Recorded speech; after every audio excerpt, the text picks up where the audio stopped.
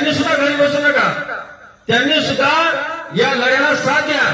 आता हे आमचे मित्र आहेत दत्ता पाटील बुलढाणा जिल्ह्यातले, यांना पूर्वीपासून आरक्षण आहे, तुम्ही सर्टिफिकेट आहे, तरी ते वेळोवेळी लढ्यात सामील आहे. यांना गरज नाही लढ्यात यायची, पण तरी ते येतात, त्यांचा काही फायदा नाही. पण ते म्हणतात की आमच्या समाजाला आरक्षण भेटलं पाहिजे, मला तरी असलं तरी माझ्या पूर्ण समाजाला भेटावं अशी प्रत्येकाने अपेक्षा ठेवा. तुम्ही माझं झालं म्हणून घरी बसू नका. आपल्या आता काही जणांचं म्हणणं आहे की जरांगे पाटलाच्या आंदोलनामुळे काय झालं, अरे 58 लाख नोंदी सापडल्या आणि 58 लाख तर 2-2.5 कोटी मराठा समाज हा आरक्षणामध्ये गेला. आता थोडंफार राहिला आहे, तो सुद्धा जाणारच आहे.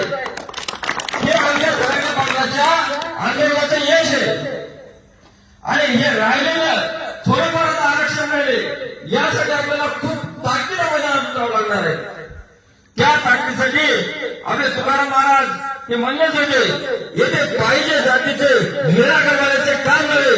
त्यामुळं प्रत्येकाला जातीवंत मराठा असाल तर तुम्ही या लढ्यात सहभागी व्हा आणि ताकदीनं मुंबईला चला आणि या सरकारला मराठ्यांची ताकद दाखवून द्या. जर तुम्ही यावेळेस घरी बसला तर मराठा कसं